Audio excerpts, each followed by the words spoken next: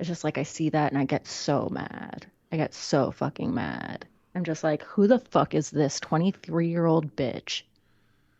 I don't care. Like, I don't Right. fucking care. That thinks like this whole school should just like bend to her will. And like people are throwing around the word harmful. Harm is, one of those words that we use around social issues in ways where it doesn't make sense. And it's like silence is violence, Well, yeah, it's you know? hyperbole. It's this kind of extreme But it's hyperbole. not Yeah. used in a hyperbolic way. It's used in a very serious, this causes harm way. Well, yeah, That's the but problem, yeah. is that it's not hyperbolic, is that it's like they mean every word of it. Well, they believe it, but like it's still, yeah, it's still And exaggeration so of then what it it is. feels Yeah. like when we use like hyperbole in like everyday conversation, it feels like suddenly you're making a bad statement. You're like, wait, no, like I didn't quite mean, like I find myself Right. explaining myself when Of when course. I'm being hyperbolic because I'm like, I need to clarify that Yeah. like It's interesting how I talk with you about this all the time. Like I'm fascinated by how social media changed not just the way we talk, but the way we like kind of interact, not like just well, the it way we changed the way we speak. think. It changed That's everything. yeah, It changed the way we see like ourselves in the world. it changed this kind of It like changed everybody everything. is on the defensive because they're constantly getting that kind of real-time feedback on social media comments and things, so everybody is more defensive, everybody is But more tense, you also everybody is know more willing though, to be bad like when I faith. see this with like 20 something year olds, and I'm just like, yeah, I get it. Like, it's not like we don't have something to say when we're 20, but like we have to stop being Yeah, like, most people don't have anything they to know say. what's Yeah. up. Yeah. Yeah, but I'm not trying to like totally devalue like Of course. if we were Yeah. 20 and we were saying shit and we had complaints about shit, like we would want it to be taken seriously, but like Right. we also would have gotten smacked down if we were out of order. Like, Well, the biggest problem is that yeah, like it is this ignorance. It's people, but they haven't it's done anything. They haven't read anything. I mean, their entire It's not our even the ignorance that's the problem. well, It's the top heavy. So, well, I mean, it's chicken and allowing the egg. ignorance It's I to. I don't know which comes first. I have to think on it. But like, yeah, it's I know what you allowing mean, that though. to like, Yeah. yeah, it's like a combination of like really top heavy like administrative bullshit. Right. Yes, there are teachers. I think there are a lot of teachers who are just sort of doing whatever everyone else is doing because they're afraid. Yeah. Um, I mean, dude, like I tell you all the time, like I know two people that work at like who teach there. I know three actually. One decided not to teach this semester. All related. They're all in the same family. Um, all teach there. And they've all gotten bullshit.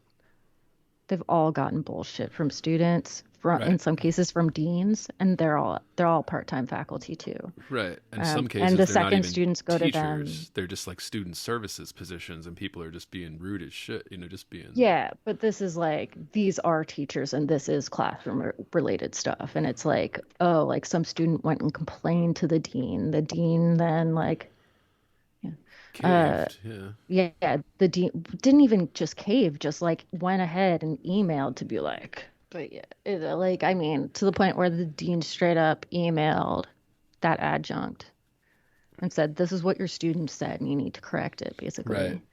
And what the students had said was like, well, he told us that we aren't allowed, we'll be penalized for being late, but he's always late, except he's not always late. He's there in the classroom. He's just setting up. I'm like, he's the teacher. He gets to do that. He also might get to stand there and wait for the late students to arrive. That's to their benefit, even though, yeah, he says you get penalized. Yeah. Well, I reached a point where It's I'm just, insanity. yeah, like I am not, I have no faith in it. yeah, And like I I am no don't know that I longer, have it in me to like pick up, like, on top of like all of the sort of online bullshit of it. I just can't. yeah. Well, yeah, I think you're right. It's a failure of the administration because the administration's I mean, job is it's the to, whole thing. yeah, It's the administration, it's the presidents, well, it's all, it's the whole.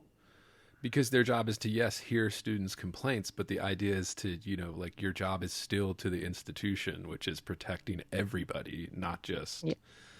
some angry student who got failed in a class they think they shouldn't have been That's failed what I in, mean. you It's know. just like they take any student complaint now, and it's like they take it so seriously to Right. the point where it's just like, yeah, it's to the point where we're just firing adjuncts because they showed a historical painting that scholars do study and should be like, I you know, mean, I've been saying after this. giving ample disclaimers to be like, Yeah. you don't have, like, you can leave. This is in Right. the Yeah. syllabus. Like, I gave everyone time to leave before it came This on is part of screen. the world. The Like, student chose to sit there yeah. and then like cried because they had to look at it. Yeah. And I'm just like, shut up. You chose this. Like, you chose this. You Well, and decided. it's a false claim. You know, is this student really upset because they saw an image? You know, are they really upset about that? I know. I I doubt. I I doubt it. doubt it. Yeah. I mean, I think this comes from like an ego thing. Well, it comes from a learned behavior that I think is a learned kind of reaction. And social media obviously reinforces it, but it's just like a learned behavior. Is this is how you behave when you're mad at the teacher or you want to get back at somebody, or it's kind of crazy. But then that's being treated as it's as real, so we have to treat every little thing as if it's like completely genuine and serious, which is a failure of the administration's job. Their job is to literally filter out the serious and real stuff from the just hyperbolic exaggerations. And even if the person was genuinely hurt by it, it's like, well, I mean, yeah, you could have walked out of the room and come back. You could have. I mean, like, this is college. It's hate is written about It this. wasn't even in person. It was online. It was all Right? It was online. online. Yeah. And she said, I'm going to give you like 2 minutes to, you know, I gave a disclaimer. I'm giving you some time to decide to walk away. And now I'm going to show the image.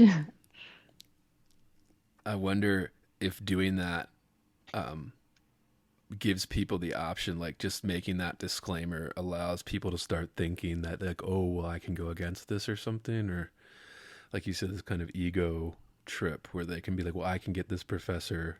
I have power over your job. I have power over you, actually. When really they don't, but the administration does, and the administration is allowing people to just pick and choose. I mean, It's really incredible. I I mean, think they're on not some doing level, their it's job. just, Yeah. it's hot to be victimized. It's hot to be the victim. Yeah. But that's like a learned thing too. Like that's like it's just we emphasize it constantly. Like it's literally part of the curriculum. Yeah. Yeah. And I mean, we talk about this mainly in the context of our field. So, Yeah. And even, I mean, even this like most recent one is art history. Like, right, which overlaps with our field a yeah. little bit. Yeah. So this is, publishing industry has had similar issues that overlaps with us that I just wish that there were more prominent like literary people that were like looking at this and going, this is fucked. there's only one I know of that's like really big and I famous haven't that's seen a doing single it. poet post about this, at least not on Not a Instagram, but single I don't think I poet, will. not a poet, especially not a mainstream poet. Maybe some of the self-published poets Yeah, I'm will, only following like mainstream people, but like and a it's like no one's talking about it, but but the only mainstream figure that's actually, I would say, doing like actually speaking out in a very kind of like calm, normal, like 5 years ago it wouldn't have been a controversy at all, is Joyce Carol Oates. Joyce Carol Oates no, I'm sure has people hate been, her. she does. She gets a lot of shit for it online. She gets a lot of shit for it. She's also not someone I really like, I don't think. I'm not a huge fan of her either, but she's kind of in that weird kind of quasi literary, quasi pop kind of Yeah, I feel area. like she once like said some shit that I was just like, bitch, what are you talking about? Yeah. But so like, And she's but written so yeah, many books that, like, yeah, they can't all be good. She's got a couple really good ones. I think she's written over like 60 books or something in her career. She's up there now, but she's been around a while. She's seen a thing or two, and she's been not very vocal, but the most vocal I've seen out of all the big writers that could be, kind of thing. Like, that's it. yeah, In terms of like, yeah, like you're actually taking away good art, you're taking away freedom of expression. You're taking away what makes art so great and romanticized and why we love it, kind Well, of it's just thing. like, And I mean, he can't just start claiming like, they can now, yeah. I mean, it's ridiculous to be like, now that people feel bad, they feel disrespected. Um, so we will not show this Well, that's what historic really, yeah. 14th century. I mean, and it's not like even like it's not. I just don't see reason in it. I don't Well, there like isn't. Yeah, there's none. to suggest that this is like Islamophobic or that Well, it's it's not. Yeah, harmful that's the problem. Is that so anybody for can say somebody that, but it's whose not. religion it is not and Right. is studying it in the context of art history. Literally, yeah. That's the most important Like, part. The context of a survey course that goes through all of world history in art. yeah, Like, that's the context that we're talking here. It wasn't somebody putting this up at, like, a local coffee shop or something. It was to be like, literally. look at it. Right. It wasn't even a satire cartoon like everybody was talking Charlie Hebdo and Right. stuff like that. It was not that. But And even even then, then, I support the artists. I Yeah, I'm on support this it. right. Yeah. On the side of Charlie You Hebdo can't artists for that. assert. I You're think allowed it's to just write that. like Yeah, like this this piece of is. this religion that Yeah. I'm just like, yeah, no, you can't. Like, yeah, you can observe that as best as you can, but you cannot force it upon the world. Well, It's, now they can. I Yeah. mean, but like, yeah, I mean, you can't, not outside of universities, it's not going to happen. You know what the I'd be interesting to see how that lawsuit plays out too, because they didn't sue them for, and I get it. This person's an adjunct. I don't know the history of that person, but like, if they Well, have she's suing money for to, yeah, defamation. like if they have money or something to pay for a lawyer. But I mean, like if they don't, I'm assuming they don't because they're an adjunct. Like, Yeah. this is a I was cost. Like shocked this that is I time, was shocked that it energy, happened. money, a I lot of money. Yeah. felt really disheartened when I read the first article because I was like, she's not even going to sue, but I hope she does. Like, Right. I hope Yeah. something And happens. I guess And I was glad that there was Fire's any, doing it, right? So it might be nonprofit, so they might not be charging her yeah, money. I don't know. But either way, it's so insane to Yeah, it's me absurd. that also that this guy could be like, well, this was my opinion. It's like, no, it wasn't. Right. It's not even his real. He doesn't even hold it. Yeah, that's the thing. That's what. You If it were can't you one can't thing, state something yeah, on behalf of the school and then say it was your opinion. Do you yeah, understand how that's fucked up also? right. Like, no, it was the school's opinion because you were a school official and you were making a statement. And not just a This was statement. You not were like your taking an action. personal. You were taking a Yeah. disciplinary action, and they were trying to hide behind the bureaucratic response, which is sure people can be fired for any reason, And well, particularly no, people don't non-tenured get fired. staff. People just whose their contracts don't get Right. renewed. Don't get renewed. Except I think we can like just stop being assholes and call it what it is. Especially if she was lined up to teach in the next semester Right. anyway. Already Yeah, I assigned the think that courses. Yeah. yeah, I think that you can come out and say yes, she was fired. Right. But also I like that she said, no, I will not at this time accept a position if they offered me one. Because they've walked it back, you Yeah, know. I saw that. They walked back as soon as the lawsuit was filed by a big Yeah, organization like Fire. Yeah. because they Because probably it's, didn't yeah, think an because they didn't think. adjunct Yeah. would come at them. Well, and because it's like, that's the thing is we're taking this one person's But complaint adjuncts are seriously. already really angry. I think like a lot of us would be actually willing to take that hit. Like, Yeah, of course. Especially if Fire and organizations willing to help us with yeah, the legal stuff. Yes, of course. mhm, But that's the I thing would is be. like even if this student, like even if this, the hypothetical student was claiming they believe this, like I don't believe that you actually believe that. Like I don't believe that seeing this picture in the context of an art history class like caused Genuinely yeah, caused I you do not harm. believe it. I believe that the person is a liar, and I think more people need to say that this person is lying for attention, Oh, a and lot this of people are person. saying it on Right. Twitter. Well, now they 100%. are, A ton of but people are saying I've it. seen plenty of people just coming to bat for it. You know what I mean? Just like going to bat for this Yeah, kid who they're they don't idiots. know. They know that this is hyperbolic. They know that this is an exaggeration. They know that the university actually did the wrong thing and didn't back up their faculty or their curriculum, quite frankly. Like this is a global art history history or curriculum anything about at a liberal protecting. institution. Like Yeah, we need to, like it needs to be taught. Like this is what we always, this is what we founded. This is why people come all over the world to go to American liberal arts institutions, because they create curriculums that are so global, and like we do, like we are the knowledge center. Okay, like there's just kind of this is these, so fucking bad.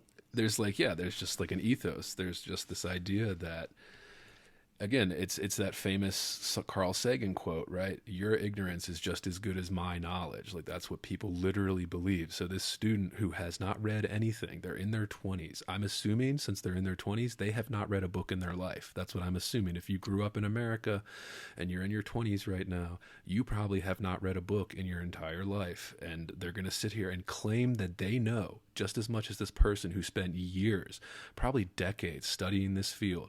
That's literally what the internet has empowered people to do. And not just, I guess not the internet, but social media specifically, you know, empowered people to do this. And we're treating it like it's equal, like it's the same thing, that this person's uninformed opinion weighs just as much as this professor who's been studying this one tiny field for like decades. And Yeah. it's incredibly asinine, but we all are sitting around like we don't know what to do. Oh, I don't know. It's a tough one. It's like, no, it's not tough. We know the answer.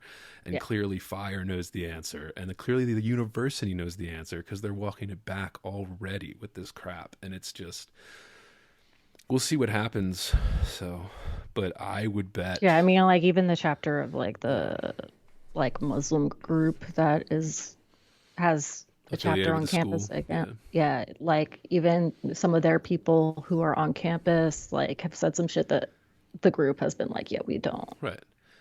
agree with that. Well, because We it's think it's that's wrong. so, because it's so over the top, like it's so hyperbolic, it's so exaggerated that, like, this is when your comment about harm, like it's this We're fragile. exaggeration that we're harming people by showing images, that we're harming people by publishing books. Like it is an absurd exaggeration.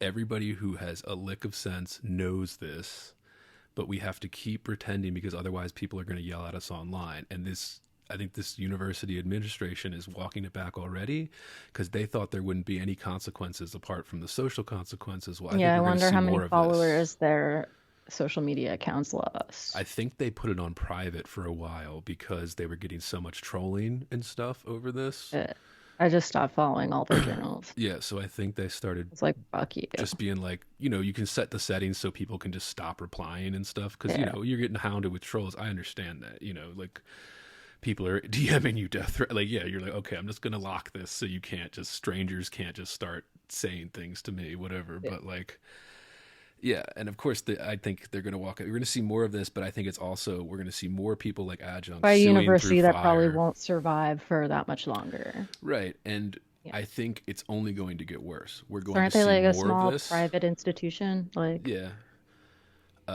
or I don't know, but probably I've never really heard of the university until this scandal. Hamline is uh, called Hamline University or something. I've Hamline, never. yeah. They have, I mean, they have Waterstone and Runestone. Yeah, I don't know. They're like have fairly notable writing undergrad programs. Like they're one of like It's the a private best school, like right? teachers, creative writing teachers supposedly at Towson, left Towson for that. Yeah, I mean, you know, it's going to get worse. It's going to get worse in terms of adjuncts suing because of stuff like this, or even tenured faculty. Like I've heard even more horrific stories of people that were tenured track and or tenured, and they're getting treated like shit by the university Oh for yeah. something they said or did or taught or a book they assigned. It's really gotten insane.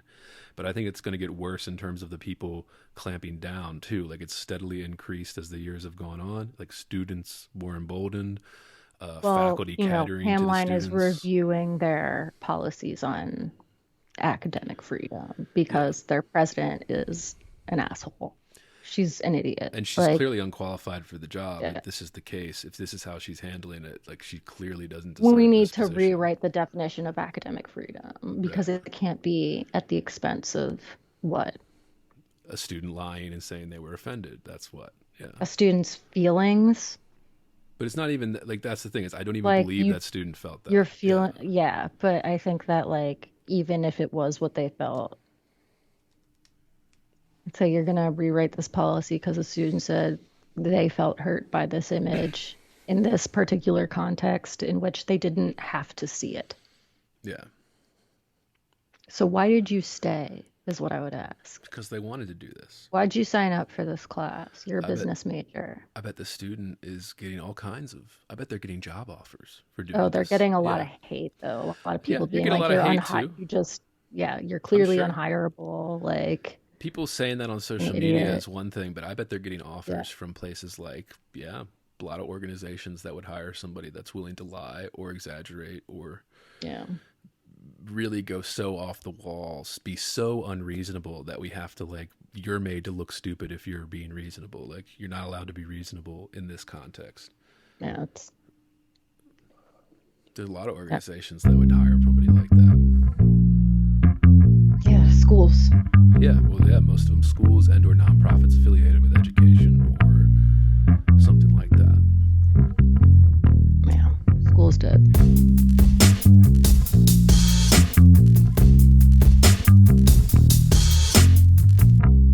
Heavy. Bored. Heavy. I am heavy, heavy, heavy. Bored. I may say that the male is entirely hostile. No! Inner Resources. life, friends, is boring. We must not say so. Where even are we in the world? I only like I don't even I realized like halfway through I didn't even know what state we were in anymore. You mean like what? Like And as I lay dying. oh. In the book. And as I lay dying, I'm in Mississippi, right? Yeah, I mean, I was gonna guess. There we go. Mississippi. Thank God. But yeah, you know, one of those southern places that have a place called Jefferson. Jefferson, yeah. I lived in Louisiana for several years. They have a Jefferson Davis Parish. Everywhere has a Jefferson. Yeah. Oh, well, and it is interesting, like, when I lived in the South, and I lived in a city in the South, but, you know, surrounded by the cities are the small towns and things like that. Like, it is a different world. And, like, living in that and experiencing it made me appreciate this Faulkner novel more. I know that's going to sound silly to people that are from that part of the country and stuff. They're like, well, of course, you know. I'm like, yeah, well, literally, if you're a city boy like me, like, you literally don't know it, like, until you go there and see it. Like, It's literally like just a fiction to you. yeah, exactly. It's like in a book, something in a book, and then you go there, and it's like, or it's something in a movie nowadays because people don't read books. But it's like you go there, and then you're like, oh, this is real, actually. Like, People believe in God this much. and of course, the context for this is like, you know, this is the Great Depression era, 1930. Yeah. This novel came out, so all that stuff is. So when you're poor and you're living in the rural area outside of major towns, and I think we're going to get to this in the discussion, listeners, but like those scenes when they go into town with the horse and cart, and everybody's coming up to them with the rags over their nose because of the smell, and it's like aliens coming into a different planet almost, right? These rural people that are barefoot, dirty, they have this dead body that's like in the back of the wagon that's stinking up the whole street because it's like over 2 weeks. Yeah, they're old basically now. a circus that isn't wanted. Right, yeah. It's a spectacle. It's like to people that are not used to that or haven't lived that or seen it, right? Just as much as the city is a spectacle to people that lived outside of it or whatever. And I get, you know, this was a different time. These rural areas, while they still exist, have been dwindling for the last century, right? Like to non-existence. If anybody's ever driven through the South or even like just like a large state like Texas, what's I found most interesting about it is there's a lot of towns in Texas that existed during various booms, either the oil booms or the mining booms throughout that state.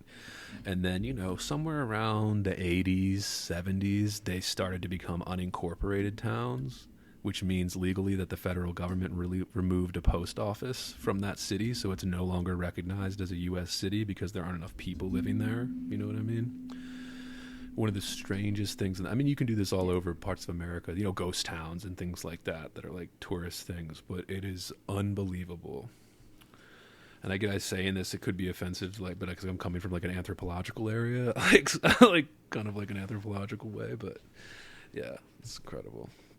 All right, but we're gonna get to it. This is Heavy Board. I'm Andrew Wittstadt. I'm a little gassy today. And today we are doing William Faulkner's As I Lay Dying, one of the most famous American novels ever written. I think this winner of the Nobel Prize. And we have originally published in 1930, but we have two different versions of this. I have a vintage paperback that was published originally in 2004.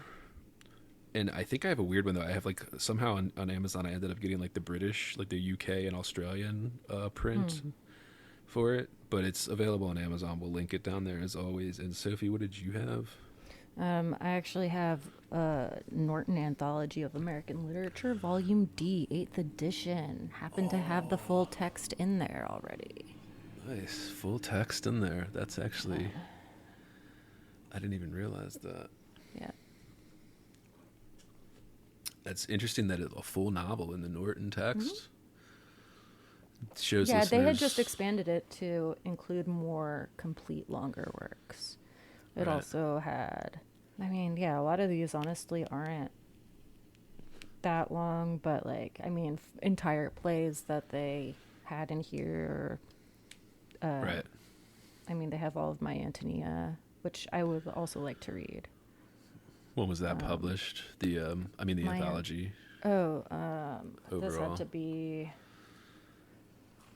Just for the book nerds listening in. This has to be a while back. Let me double check. I imagine early 2000s or something. Yeah, 2012. 2012. Okay. Yeah. And I don't know. They've probably put out an updated edition since I'm then. sure. But I'm sure. they just listeners And you know know. that might have different, longer texts. It might have some of the same, but you know. So that's the text, listeners. That's the book.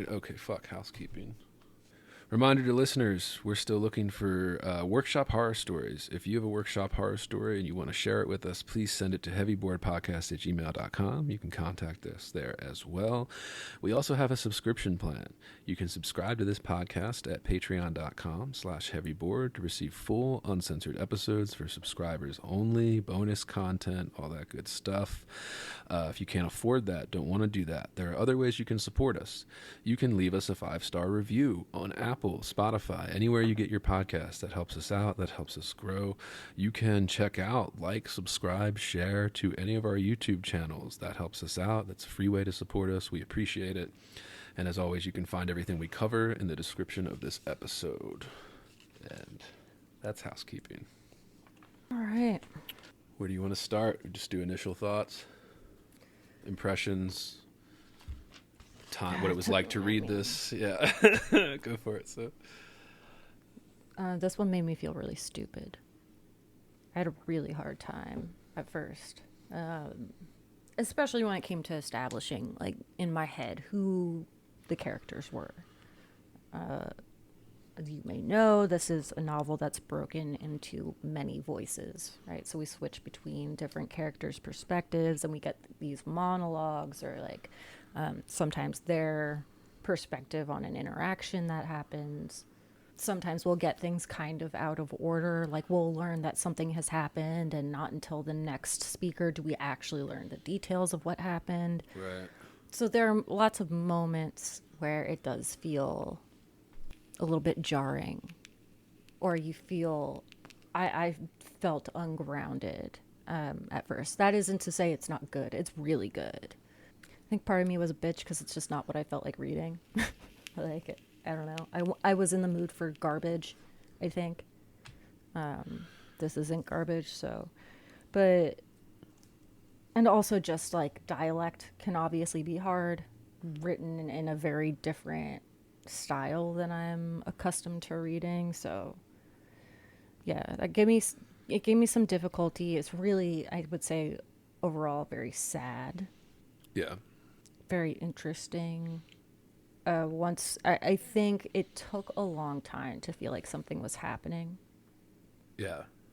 But again, I was also like kind of just like, I just like want something trashy, you know. Coming down off of Lana Del Rey as like, give me trash. And it's like, we talked about that. We haven't done a whole lot of modernist stuff, but with the stuff we have done with, like, I'm thinking the Virginia Woolf and things, like, you know, we talked about how listeners could go back and listen to that, but like how the modernists, why are they so beloved by mostly college professors and things like that? Well, because they were like the last big innovative movement, and they purposely used every tool in the toolbox, like when they were writing something. So we talked about this a little bit with Virginia Woolf's stream of consciousness and things like that, the sentence structure, the little punctuation rules that are used to the author's advantage, to the text's advantage. They're using every tool in the toolbox to...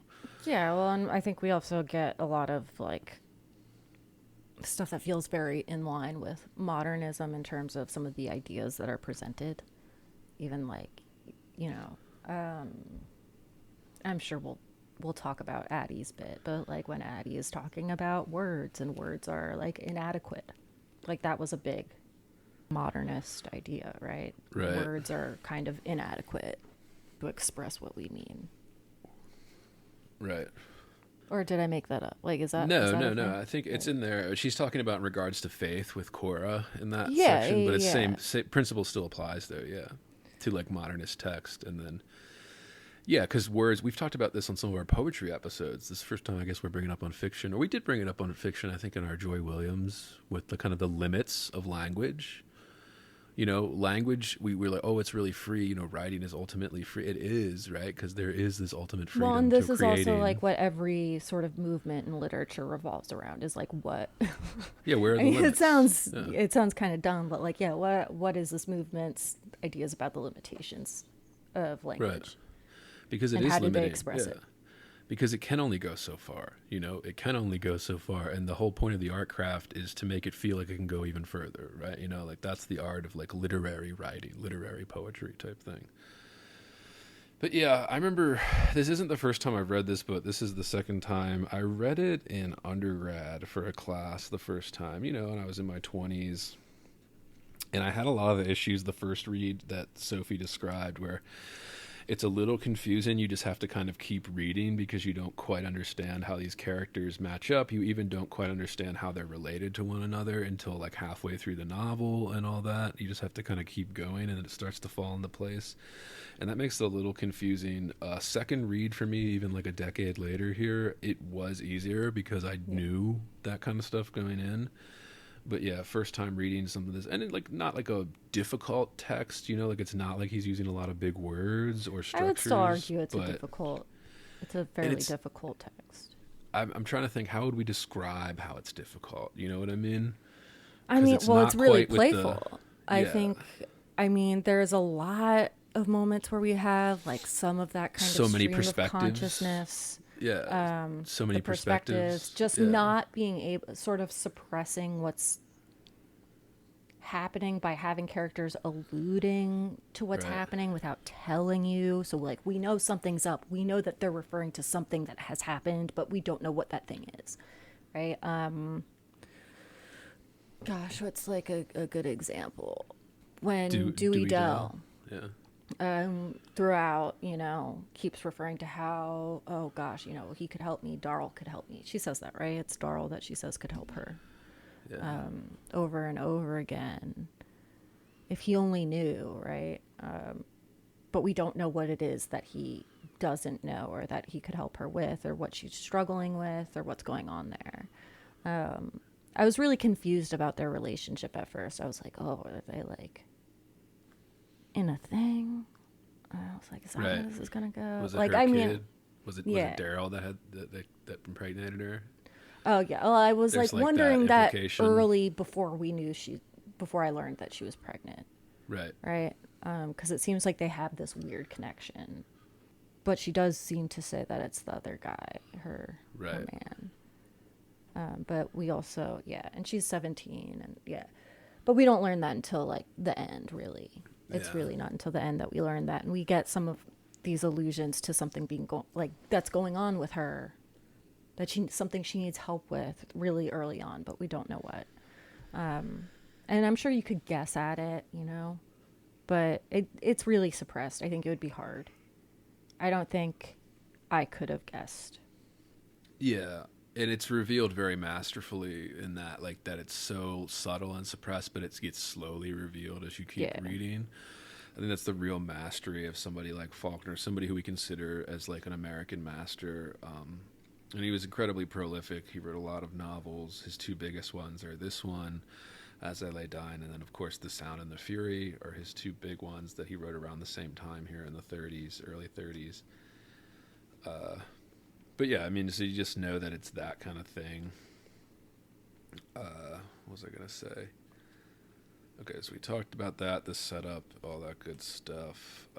For me, reading through, like, I told Sophie this, I was texting her, like, I was almost hypnotized. Like, I read this in, like, 2 sittings, basically. And I just kind of blew through it. Like, the way it kind of drew me through. I don't know, there's just something about, like, great literature that even if it's, like, not a great story, it, like, pulls you through the work quickly. Like, it, like, propels you through it. Well, and the writing itself is interesting, you know? Yeah. Like I was saying, I've noticed this about some of, the greats, lesser works. If you read what we call great writers and stuff, the Hemingways, the Virginia Woolfs, if you read their, like, lesser works, like their lesser known stuff that, just isn't quite as good as their masterpieces type thing, the stories aren't as good as their masterpieces, but they still kind of pull you through them. There's something about there's a quality in these kind of more literary works. There are a lot of elements, I think, that do that. One is just, like, the need to, like, know, to be able to, like, pull all of these strings together and understand how they interconnect. Because otherwise you put the book down and you have all these loose ends and you're like, well, what about that thing? Right. What is up with Vardaman, which we'll get to. Yeah, Vardaman, dude. But yeah, I mean, like, there, even the fact that something I don't think I really thought about as I was reading, but after the fact, is that, like, we have these, like, they refer to themselves as, like, country people, right? Presumably, like, not highly educated. One of our big speakers throughout the book speaks almost as though he, like, is. Right? I would say that Darrell speaks in a way that is maybe surprising given the way everyone else around him speaks. It's not entirely, like, at odds with it, but, and the book refers to Darrell being strange again and again. Right? People think Darrell is a strange guy. So I'm kind of curious about that. But, and I think a lot of really strong writers know how to do that well also, especially when you're dealing with something like, for instance, a child character. Right? Yeah, and Darrell, I like that you bring that up because Darrell, I think, is the one we get the most of. We get his perspective the most. Yeah. Darrell. Yeah. Darrell. Yeah. My first question is, what is it about these small rural town folk? Like, why small towns? Why are we drawn to that? Why are writers drawn to that? We talked about this a little bit last episode on kind of like the city versus rural novel, because that article came out or whatever that we glanced at, and we're just theorizing. I think there could be a few reasons. One, I think if you grow up around it and you leave it, that's probably a big motivation to write about something like that. Just seeing that massive difference, right? Because he does, even throughout this story, create, like, an interplay between the country folk and the town folk and how they feel about each other. Right? Which I'm sure was a big part of his life, because he came from rural Mississippi, and, like, then he was a big, in the 30s, after his big hits here, like As I Lay Dying, he was a screenwriter. He wrote for Hollywood. There's, like, I think he only did that for like a decade before he got sick of it, but I'm sure he made a lot of money doing that, and then, like, kind of went back to his rural. But also just being in such a small world.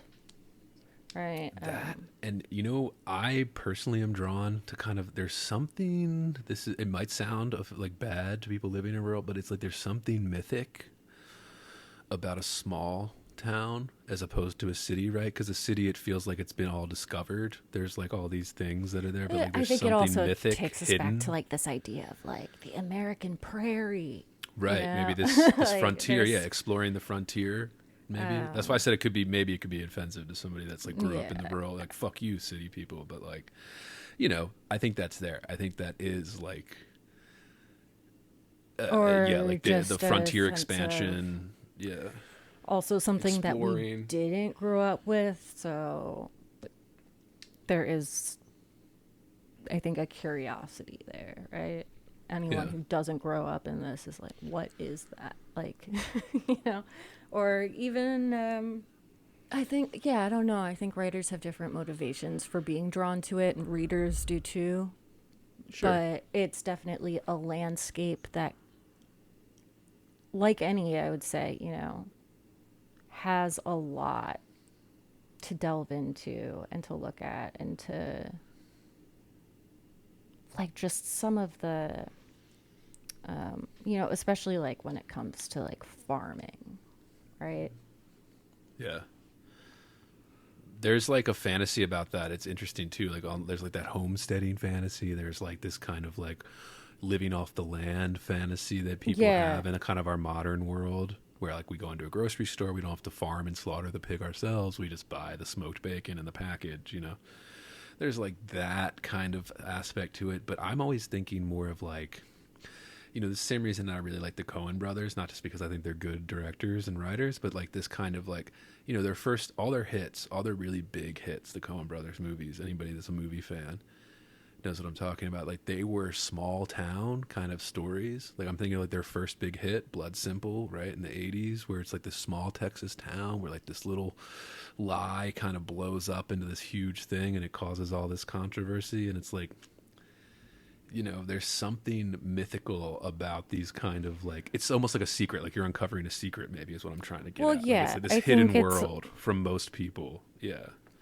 yeah. Well, Sorry. and the place itself is like, I mean, this feels obnoxious to say because I'm sure we all like read A Streetcar Named Desire and had the discussion about how the city was a character itself, But like it Oh, does, yeah. it is that way. Like it is. You begin to understand the place as having a certain character. It is like its own small universe where everyone in it has the same sort of, I don't know, beliefs and motivations and way of life. Yeah, I think so. I mean, yeah, there's just something that draws me to it too. I was texting Sophie about this. I kept reminding. I mean, I'm sure Larry McMurtry was a big fan of Faulkner. This kind of like the rural kind of cowboy novel type thing that was very popular, like in the 50s, 60s, 70s in America at least, right? This kind of romanticizing the old West and these small towns and all that, especially as they were crumbling. Like these towns grew up and then they lived for 100 years because of some boom. I live in a state where there's a lot of that. There were, our capital, Carson City in Nevada here. It was originally the capital because Vegas didn't fucking exist, okay? Like Vegas was not like a city then. Like Carson City was like the middle of the state. It was the center of the mining industry. That mining industry has broken down. It's become industrialized to the point where it's just a few big companies that mine all over the state, so they don't need to be in Carson City. And then, the gambling industry sprung up in Vegas, and now Vegas is the largest city in the state. So it is this kind of weird, like, especially in these kind of western or southern states, like the later expansion of the United States, there's just something to it. I don't know, like this kind of like, one of the big tourism things here are the ghost towns. There are towns that are less than 100 people, right? Like I said, driving through Texas is even just driving through it, like, is an educational experience if you haven't experienced that kind of like driving from a town where there's like literally like 300 people living in it to a huge city like Dallas, and it's it's only a couple 100 miles outside of Dallas or something where there's millions of people.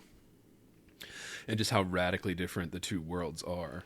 Well, yeah, there's also like this sense of it being a world that's really insular, even though It there's is, yeah. like, even in the book, it's like there's, even though there is ultimately like a way out, it's like there's no way out. But yeah, I think Yeah, the kind of victim of circumstance kind of aspect. yeah, well, We've talked about this on a victim of couple a lot different of episodes. shit, and the seemingly a victim of a lot of shit if you're Ants Bundren, or at least or so he seems to think. Yeah, what do we think of Ants? That's one of my questions. Such a little piece of shit. Yeah. Such a fuck. I mean, he sucks.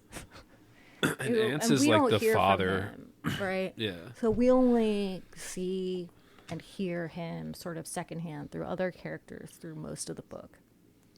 It starts with Darl. He hears who we learn to be his older brother sawing. Right? And this is really recurrent also throughout. They keep hearing the saw.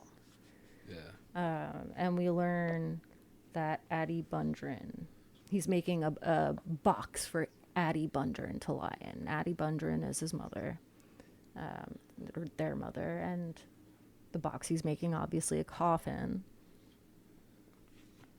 Yeah. Well, I just mean like they don't refer to it as a coffin for a while. Yeah. You learn Cash, the oldest son, is busy making a coffin. Then you learn throughout the book that he's actually quite a capable carpenter. Like locally, people contract him, and that's how he makes money. Is he'll like build stuff and fix roofs for people, that kind of stuff. But I mean, just like Ants as a character, like yeah, we get Ants Bundren, who's like the father figure of this kind of rural family. That's you learn as you read the book, you learn that it's kind of messed up, And then Ants Bundren is I'm kind of just trying to figure out where we first learn about ants. Ants is like perspective. And We don't get is- Ants' perspective until late, I would say, in the book. Page 29 on my copy is his first chapter. But it's short, and I think It's he has very brief kind of like you kind of get inside his head a minute or two, and it's usually after we saw the events take place in another character's section, usually Right. Darl So I'm or, saying like what is the first image of ants we get? I don't know what it is, but basically we get not a very kind I think view Tull. of who he is. I think Tull. That I don't know if I forget who Tull is, but he's on page 23. Tull, at least Vernon in the Tull. first- Vernon Tull is Cora Tull's husband and Husband, neighbor, right. and the neighbor to the Bundrens. But he's the first one. Like Tull is the first one to show skepticism, right? Like the first two chapters where we have Cora and Daryl and Jewel, and like these kind of brothers, and Cora the neighbor. But then we get like Tull is kind of telling us how Ants is, right? Like, well, he's like saying, Ants doesn't have a lick of sense type Yeah, thing. and Cora's like, kind of stupid. Cora's kind of like a typical kind of Baptist Southern girl. If anybody's ever met them, they're just like very religious, devoutly religious. When people are arguing or something, she'll just start like singing hymnals and stuff to like get them to stop arguing. Kind of all that kind of stuff. Yeah. I mean, but we it learn that he's just this kind of seems- incredible selfish. Like Ants is incredibly Yeah. selfish. He's not very smart. He's also very like kind of. As throughout the novel, we get a few characters that come in just a little bit. So Tull is one that comes in just a little bit. Peabody, the doctor, kind of neighbor that comes in, like Fat kind of takes doctor. care of the rural counties, medical needs. He kind of travels through by horse to all these different farms that are far away from him. Who else am I thinking of? That's there. Whitfield is like a neighbor from Whitfield, another county that like. Sampson. And all of those people, what they all have in common is they all talk about how like Ants Bundren ain't got no sense, right? Like Ants Yeah. Bundren ain't got no sense. What's he doing over And there? what's he doing trying? So the whole, I mean, And Ants keeps Yeah. going like, no man mislikes it more than me. He says, he's like, yeah, well, he keeps making decisions that are not in his or his family's best interest. I mean, basically, it's already kind of insane. So, like, you know, as an outsider in the time that we live in, reading a story in which someone is building a coffin for someone who is not yet dead.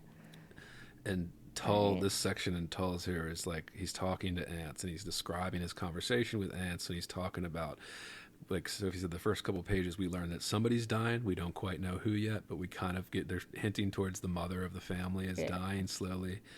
But he's talking about moving the body, because the whole point of the story, as we said, is that Addie's dies, and then they need to get her body to Jefferson, which is a day's ride away, and then there's all this stuff that happens that prevents them from getting there quickly.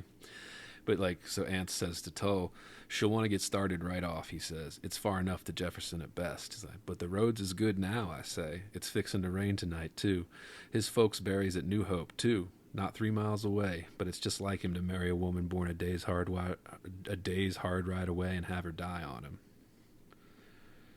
He looks over the land, rubbing his knees. No man mislikes it. No man so mislikes it, he says. Sorry, I keep fucking up this because of the dialect. Like Sophie said, it's not a normal dialect. It's kind of like a country twang dialect. And I'm actually fighting to not read it in an accent, like a bad Mississippi accent. I don't know Mississippi accents as well as I know, like, that's one thing too, living in like an area that I didn't grow up in for a few years in Louisiana there. Like I started to learn the difference between a Texas accent and a Louisiana accent, which I just assumed they were all Southern before kind of thing. Didn't live close enough to Mississippi to pick up on that, but I knew a few people from there. But yeah, there's like a very distinct regional accents. Like, no man so mislikes it, he says. I am a luckless man. Yeah. She's a going, he says. Her mind is set on it. It's a hard life on a woman, for a fact. Some women. I mind my mammy lived to be 70 and more. Worked every day, rain or shine. Never a sick day since her last chap was born, until one day she kind of looked around her, and then she went and taken that lace-trimmed nightgown she had 45 years and never wore out of the chest, and put it on and lay down on the bed and pulled the covers up and shut her eyes. You all will have to look out for Pa the best you can, she said. I'm tired. Sorry for the accent. It's hard not to. Yeah, dude, but as I was reading, like, it works better if you throw in the accent too. Like, you get to hear the dialect type thing. And, you know, we haven't really talked about that because we really haven't done any of like the kind of like late 19th century, early 20th century realism thing. I guess we should throw a few books on the list from there. You know, but I remember reading one in a class in undergrad that was like from like the late 1800s, you know, and I just remember being like, this is fucking, like, if I don't read this out loud, I do not understand it. You know, there are parts of even like, yeah, you know, some Mark Twain books and stuff where you don't understand them unless you're reading out loud. With kind of this realism craze that happened at that time, and we haven't really talked about it, but I guess we'll add some to the list. But yeah, dude, Ants is basically a piece of shit, and they don't say that right away. They kind of make you think he's kind of dumb and doesn't know better and is doing his best, and then you learn later on as it progresses and it gets steadily worse and worse that, like, oh wow, this guy's a terrible father, all his children hate him, like he's a piece of shit and he doesn't care, and his wife hated him. Yeah, his wife hated him and cheated on him. And his neighbors hate him. And yeah, like, his everyone neighbors kind of hate just him. hates him. Yeah, because he's a bad guy. Yeah. And everybody knows that Ants Budrin is cheap and poor and is going to swindle you in a deal, and don't trade with him. And like, he just makes his family work a lot. And he doesn't work. Right. Yeah. And he doesn't do shit. Yeah. Because to break out a sweat would make him sick. Let's say in the first couple of chapters. Yeah, that's the whole thing. Yeah. So yeah, he just sucks. And one of the things that confused the shit out of me was that Daryl's like kept coming back to that kind of Daryl. Yeah, was. Yeah, Type that didn't. Of was. I was like, what the fuck is this guy saying? Like. Yeah, it was confusing. I was. Hang on, let me.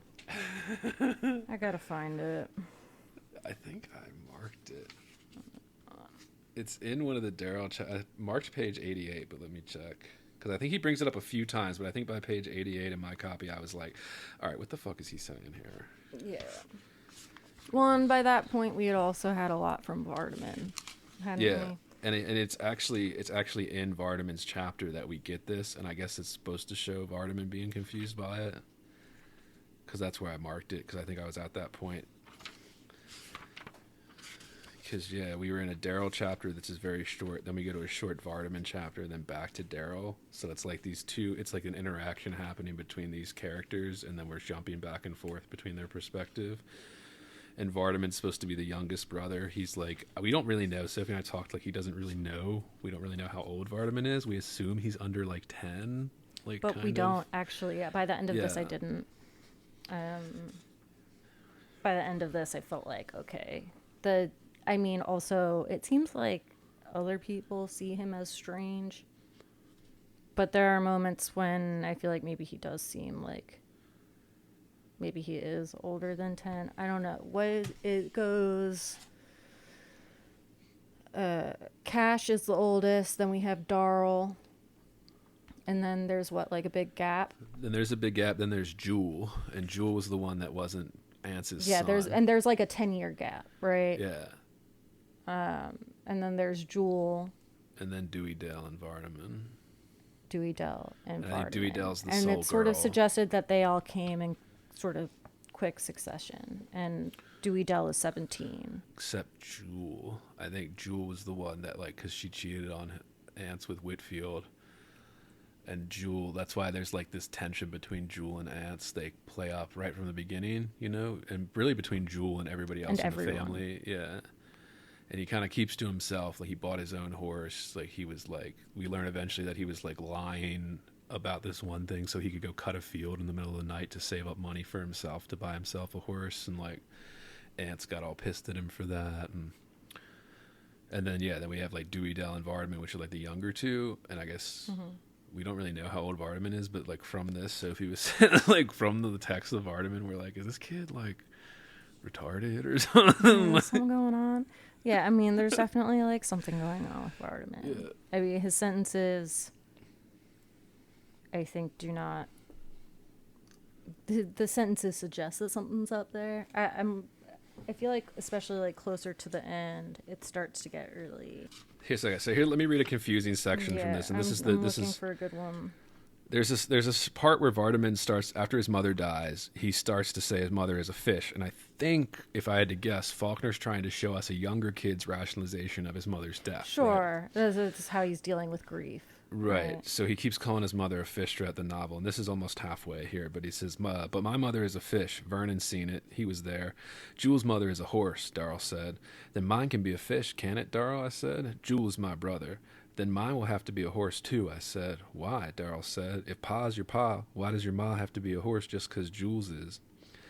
Why does it? I said. Why does it, Darrell? Darrell is my brother. Then what is your Ma, Darrell? I said. And he said, I haven't got her one, Darrell said, because if I had one, it is was. And if it is was, it can't be is, can it? No, I said. Then I am not, Darrell said. Am I? No, I said. I am. Darrell is my brother. But you are, Darrell, I said. I know it, Darrell said. That's why I'm not it. That's why I am not is. Are is too many for one woman to fall. Like, that's literally a dialogue exchange and kind of an internal exchange between Vardaman and Darrell, and I was just so confused by the time I got to the end of it. I was like, what the fuck are they talking about? Yeah, he starts to repeat, like, this person, my brother, Darrell is my brother. Like, toward the end, that happens a lot. And I was like, what the fuck he also, is going on? He doesn't seem to understand, too, that, like, they're going to town, and as they're going to town, he keeps bringing up this train that he wants that I guess maybe the shopkeeper promised he wouldn't sell. I think he saw... I kind of was confused by that too. I think it's like a mention of something they saw last time they were in town, and they said he couldn't have it till Christmas. Maybe Santa would bring it because obviously they're poor. They can't afford toys and stuff for Christmas like this. Yeah. And, like, you know, this is the beginning of the Great Depression era too, right? 1930. This is like supposed to reflect that. Everybody's going hard times now, you know, especially if you lived in the rural farming communities. And it's just like, yeah, I don't get it. I mean, you know, whatever. You don't have to get every aspect because it still works overall as a whole. But yeah, like Vardaman was always a puzzling aspect to this. and it doesn't have to be. I'm just gonna say kindly like neurodivergent. You know, like it could be, Mild Asperger's, dude. I mean, he could be somewhere on the spectrum. It could be Neurologically like some atypical, dude. Neurologically yeah, atypical. yeah. I mean, but like truly, we don't know. Like we don't quite know what's up there. Yeah. Ants his teeth, dude. Oh yeah, that was interesting. The whole and that's book, a whole he's just toothless, gummy. yeah, and he's talking about how he's been wanting to get his teeth fixed for like a decade. And again, keep in mind this is 1930s, so like kind of oral hygiene was not normal. Like us And flossing also, and like brushing getting daily. your teeth fixed here means dentures. Yeah, getting a set of dentures. But still, even dentures, dentures are painful if they're not molded to your mouth right. And back in the day, I don't know what they used in the 30s for dentures, but now they're much more. You can actually get them implanted in your face, in your head too, so you don't have to take them out all the time. Because I remember my grandparents having like kind of old school dentures where you like had to take them out when you slept and shit. Yeah. But like now they have like implants and shit, modern technology. Yeah. But in terms of like, I mean, there's a good bit about ants that comes from Samson, who is, I'm not sure. Well, I think Samson shows up during the funeral, right? When all the people are coming through. Is that what it is? Is it a funeral? Like, I don't know. It's kind of like a message was shown, and Addie died, so a bunch of people kind of it's a rural area, so your neighbors are like miles away. Is that what he's okay? So I was really confused because they refer to the funeral. I was like, wait, did they already go to town and like come back? Like I thought that was the whole story. Samson, I think, is okay. So Samson, the first one of Samson, I guess, is page 96. And I think this is right when they're taking the wagon and they're taking it from the house. So this is after the kind of funeral or viewing type thing. Yeah, but there was someone else who and I think Samson mentions the funeral. No, he does. Quick, Yeah. he says, but Quick had been to the funeral 3 days ago, and we naturally never thought anything about it except that they were heading away from home mighty late. Yeah. And that they hadn't heard about the bridge.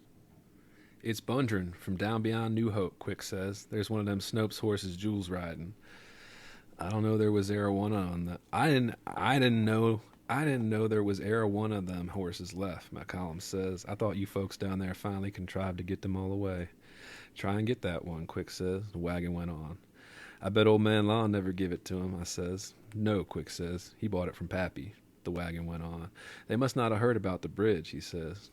What are they doing up there anyway, McCollum says. Taking a holiday since he got his wife buried, I reckon, Quick says. Heading for town, I reckon, with Tull's Bridge gone too. I wonder if they ain't heard about the bridge.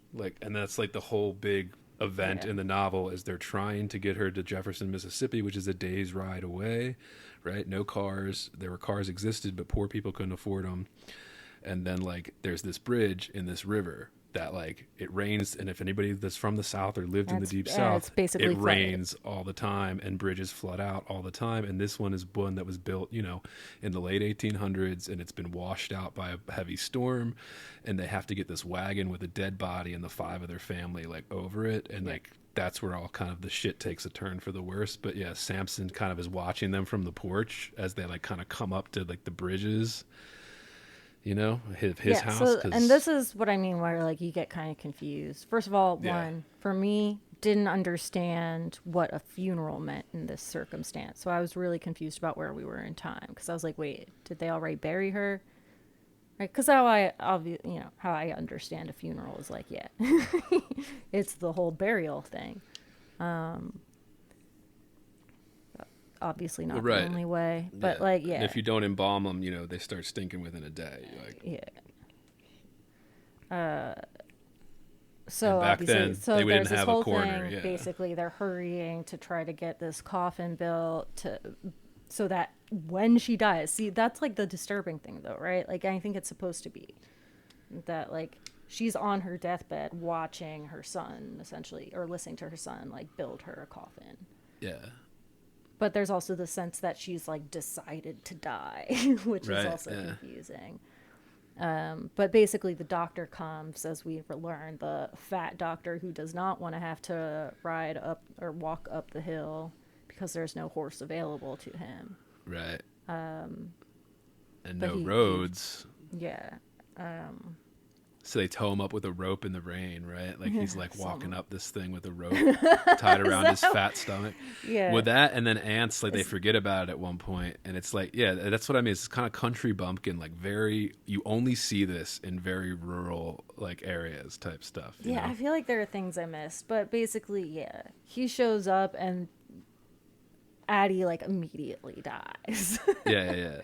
Like, and so at first, Vardaman also thinks that the doctor killed her. Right.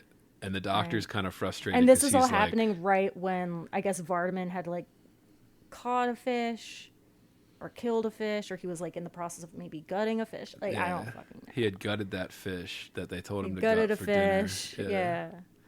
Yeah. And he goes through this whole thing about the fish being not fish now, and then the fish being his mother. Oh God, Vardaman and the fish. Kind of religious, you would say, like the flesh and blood, right? Like the loaves, and you could talk about the kind of, and there was a lot. People always talk about what is the Odyssey or whatever one of those. But this old-ass like books. part stuck in my head. I was like, I can't get past this bit. I was like, oh, this is kind of great. Vardaman talking about the fish and like trying to rationalize in his mind, and it is one of the most artistic parts in the book, like the Vardaman sections. Maybe that's why there's such fascination around them, not only because they're a little confusing and maybe a little out of place with the rest of the characters, but maybe because Faulkner might take the most artistic liberty with that, like Sophie said, with this kind of fish imagery, with this kind of, Vardaman's confusion, being a younger child, not quite understanding the permanence of death. Yeah, and at but points, he also like, does. Punctuation will disappear, I always Then say, I man, begin to run. I run toward the back and come to the edge of the porch and stop. Then I begin to cry. I can feel where the fish was in the dust. It is cut up into pieces of not fish now, not blood on my hands and overalls. Then it wasn't so. It hadn't happened then. And now she is getting so far ahead I can't catch her. and that's the doctor is pissed because he said by the time Ants called him, he says in his chapter, he's like, well, Ants is telling me that she needs a doctor, so that means she's too far gone because Ants is an idiot. And he'd only call me when it's too far. And we learned that he didn't want to, and we learned that he didn't even want to pay for a doctor, right? He just didn't, and he had put it off, and he had said, nah, we don't need to get a doctor. For the $3, Yeah. He is just a total asshole. And Vardaman is like talking about, I can hear the bed and her face and them, and I can feel the floor shake when he walks on it. That came and did it. That came and did it when she was all right, but he came and did it. There's also like one of the first things I noticed was like the use of pronouns before like who that pronoun refers to. Right. That'll happen a lot throughout this book. So like even here, it took me a minute. It took me until the line, the fat son of a bitch. When Vardaman says the fat son of a bitch, that I know that we're talking about the doctor. Yeah, Peabody. It took me a while to put that together. And I think smarter people than me could have figured out that he came and then he did it, could have alluded to him, right? Because she has just died. The doctor just showed up. And it really is like a tragedy, right? Like the mother's calling for Jewel, Addie's calling for Jewel, and she's about to die. Like, what's the sense that you have of Addie though? Well, I didn't have before. much, but hold on, I gotta pee real quick, and then I want to talk about her chapter. Yeah, pee break. Toll's Bridge gone too. Wonder if they ain't heard about the bridge. They'll have to fly then, I says. I don't reckon there's e'er a bridge between here and mouth of Ishawada. Ishitawa. The fat son of a bitch. But yeah, see, it's a line like that makes me think like not, a 9-year-old, and then we get, I jump from the porch running. The top of the barn comes swooping up out of the twilight. If I jump, I can go through it like the pink lady in the circus into this warm smelling without having to wait into the warm smelling. My hands grab at the bushes. Beneath my feet, the rocks and dirt go rubbling down. Then I can breathe again, and the warm smelling. I enter the stall, trying to touch him, and then I can cry. Then I vomit the crying. As soon as he gets through kicking, I can, and then I can cry. The crying can. Like, it gets really playful, I would say. That's why I say it's like his most Vardaman. artistic sections are the Vardaman sections, where he's fucking not just with the syntax, but he's fucking with the way of like logic, the way you would see with the speech. And he's kind of dressing it up, and it dresses it up in a way where it gives the character more depth while having this minor character who doesn't really have a lot of drama involved in the role. You know, his chapters are pretty short. He's just there as like a little artistic choice. And I guess that's why. But, you know. But Addie, dude. Yeah, so that's what I was asking. What do we think of Addie? Well, so they're what we think of Addie before and after her little piece. Don't think much of her at the beginning. Don't really have any ideas about her, but we do kind of get her painted in this like, well, she's decided. Right. She's decided to die, right? Like, it's interesting that is like a weird stance to take. She's decided to die. I've seen it before. You know, like, and that's basically what the doctor says, right? I've seen it before. And in her chapter might be the most revealing. But at the about same time family. is saying like, oh, it's too late. At the same time, also blaming ants, but also blaming her. So I think that was kind of confusing and interesting. That she was insisting on being buried with her family when that would cause like such a fucking thing. I think is kind of crazy. Right? That's just me, you know. I can kind of understand it, but at the same time, in these circumstances, it does seem kind of strange. Well, that and the idea, and again, this gets back to kind of Faulkner. And I mean, you know, you guys don't have to take our word for it. Faulkner is considered one of the best American writers ever. But I thought it was an interesting choice that we don't get this kind of full picture of Addie until well after her death, and they're like in the bridge here, and all this is going down, and like all this stuff is happening. And she's already stinking. Yeah, and she's already dead and stinking in the coffin, kind of getting waterlogged because it's in that flooded bridge and stuff. And she like that for just that first paragraph of her section, and this is page 153 in my version, so it's like over halfway through the novel here. In the afternoon when school was out and the last one had left with his little dirty snuffling nose, instead of going home, I would go down the hill to the spring where I could be quiet and hate them. It would be quiet there then, with the water bubbling up and away and the sun slanting quiet in the trees and the quiet smelling of damp and rotting leaves and new earth, especially in the early spring, for it was worse then. Like, that's like, just like, she starts talking about how she kind of hated being a mother, like in this time. Yeah, and hated everything about it. And then how, she seemed to hate being pregnant. She seemed to hate... I mean, I think it was maybe suggested that she hated being pregnant, but I'm only sort of inferring that from her sort of sense of, like, I couldn't be alone. I had a human inside of me. And then I also had my husband. Yeah, and how she just kind of took ants. She keeps saying, so I took ants. When she's talking about, like, you know, choosing a husband back then, right? Like, kind of whatever passed through in your town. He would pass the schoolhouse, the wagon creaking slow, his head turning slow to watch the door of the schoolhouse as the wagon passed. One day I went to the door and stood there when he passed. When he saw me, he looked quickly away and did not look back again. Yeah, how they met, and he was like always passing through, and then she learned that he would go out of his way to pass the schoolhouse so he could see her. And then she's like, so I took ants. And when I knew that I had cash, I knew that living was terrible and that this was the answer to it. She was in school. She was school age. Oh, she was in school? I mean, that's how it sounds, right? Right. Okay. Like, I mean... Right. Which was the norm. I mean, come on. We're talking a tall man and young, so that he looked already like a tall bird hunched in the cold weather on his wagon seat. And then, I mean, she's saying she went to the door of the schoolhouse, I assume. And stood there. Yeah. So I took ants, but then like a little bit later where she starts talking about like that. So I took ants, and when I knew that I had cash, I knew that living was terrible and that this was the answer to it. That was when I learned that words are no good, that words don't ever fit even when they are trying to say at it. When he was born, I knew that motherhood was invented by someone who had to have a word for it because the ones that had the children didn't care whether there was a word for it or not. I knew that the fear was invented by someone that had never had the fear, pride who never had the pride.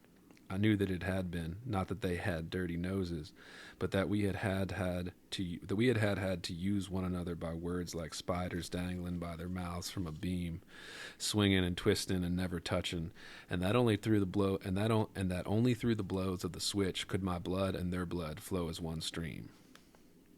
So like we get into this kind of religious context, but then also this idea of like we already mentioned like the words, right? Like Addie's this character that only shows up once. This is the only appearance of Addie in the entire book besides her like laying there dying through everybody else's perspectives. But this is the only time we get like her perspective. And it's talking about ants, right? He had a word too, love, he called it. But I had been used to words for a long time. I knew that word was like the others, just a shape to fill a lack. That when the right time came, you wouldn't need a word for that any more than for pride or fear. Cash did not need to say it to me, nor I to him, and I would say, let ants use it if he wants to, so that it was ants or love or ants. It didn't matter. Yeah, let's keep in mind she also looked forward to whipping her children because she hated them. Yeah. Yeah, I think this is interesting. It also kind of made me hate her, but I pity her, you know, Right. as someone who realistically doesn't have other options. I mean, maybe does, but like I imagine very limited in terms of what is expected of a woman in a small town. Right. She sort of presents it even as a choice she made, but then sort of becomes really, really resentful really quickly. I didn't have a very positive view of Addie before this moment. But I don't think this moment changed it much for me, actually. No. Like, I think I sort of felt maybe a little bit more at odds. I was more confused by her as a character and how bad to feel about her. Because I think somewhere in the middle, I kind of started to feel very sympathetic to her. And there is something in me that still feels sympathetic to her because like, yeah, you're a woman, you're like sort of in a position where there's no other option for you except to have a family. And this is where it really builds the kind of domestic drama type stuff that we see in a lot of literary novels, like with Addie laying down the fact that there was infidelity, that on some level she feels like Ants knows, kind of, that Jewel isn't his son kind of thing. That does make her, I think, a little, I don't know, maybe it is. I keep going back and forth on whether or not I find her to be a very empathetic. I liked or Addie. A character I can empathize with very well. I liked Addie, and I liked it for this. This is the very last paragraph of her section, page 160 in my version. Right before we get Whitfield, Jules' father's version of it. She says in the last paragraph of her section, "One day I was talking to Cora. She prayed for me because she believed I was so blind to sin, wanting me to kneel and pray too, because people to whom sin is just a matter of words, to them salvation is just words too." And it's just like that ends her entire contribution. Salvation and sin. To them salvation is just words too. Yeah, but it becomes clear in this chapter also. Like, I think maybe I don't know how I feel about her. I think something in me changed toward her after this, but I don't know what it was. I don't really remember. But I do remember being increasingly angrier at Ants throughout this. Like, he is the one who ultimately, I think, takes all the heat from me. I think, I don't know. Yeah. But Addie's a bitch, too. She's kind of a dick. She does seem a little more motherly, but not by a whole lot. Not by a ton. Yeah. But I do And, like the can we idea. blame her? Whereas, like, like a lot of big hits. So think of all the big literary hits. And I think this is part of why Faulkner was so famous. And a lot of these guys that write rural stuff is because before that, right, we mostly had what we call now is kind of the city novel, right? So we had domestic dramas, but they took place in like Jane Austen level, where it's like upper class, rich folks in a nice manor house or in a nice city house, Edith Wharton style, And this is a domestic drama set in the poor South, rural South kind of thing. And, that was a new thing at the time, kind of, with these there was mostly city novels because, again, most educated people were living in cities at the time. Most people that could read and write were living in cities at the time. But, like, and this is kind of like, it's the same type of deal, right, with cheating parents or people falling out of love and like the siblings fighting, whatever it is, kind of domestic drama, the tropes of domestic drama. And then it's taking that and setting it in small town rural America in the 1930s is kind of like the innovation, like not just like the style of how he told it here and like his style and all that, but like the actual kind of archetype, if we're talking story kind of. But yeah, I liked it. I thought, and I think Addie's chapter, clearly it was strategic to have one chapter of her. It's one of the longer perspective chapters, and it's all about her just talking about words, basically.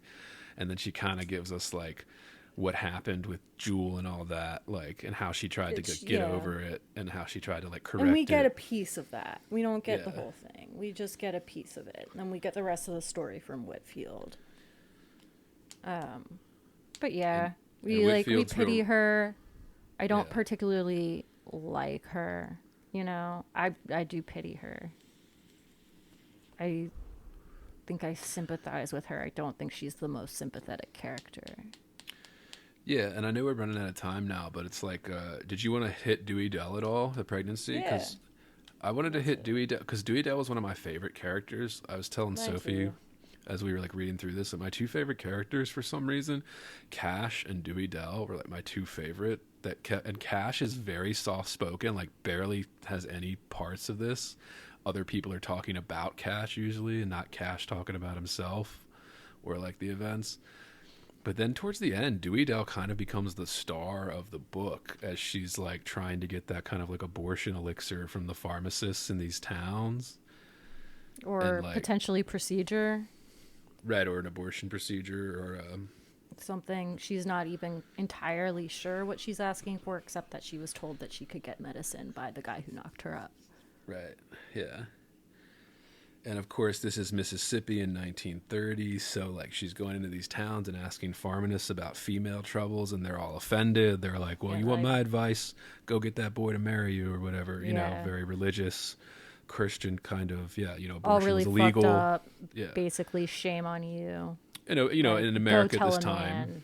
That kind of shit. And in America at this time, abortion was illegal. But finally, some guy thinks that she's pretty, so he's willing to entertain the idea. Everybody remembers the big hit, right? Or maybe not. Cider House Rules, right? That novel, and then the movie was a big hit where it's about like this doctor who would perform illegal abortions because he was the only one that would do it, kind of thing. And then he trains this young boy who didn't go to medical school to do it, and like as he's like retiring and getting older, kind of Cider House Rules. It's very good story, very good movie. People who look it up if you haven't seen it. But yeah, just about the whole because it was illegal. It was illegal. It wasn't like today where we like we understand that it's important to have access to that kind of stuff for healthcare. So.